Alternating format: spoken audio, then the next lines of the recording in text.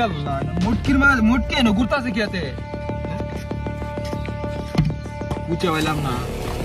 মুটকির মাছ কি বুঝলাম না বিষয়টা মুটকি রাখতো তাহলে কি আশ্চর্য কারবারে ন মুটকি রাখতো তাহলে কি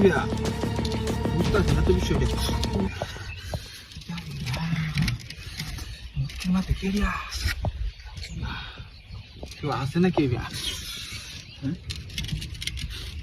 দেখতেছি না একটা লোক না মুটকি লুকিয়ে ন উপরে পড়ছে নাকি মুটকি ভিতরে কে বুঝতেছে না হাত দেওয়া যেতেছে না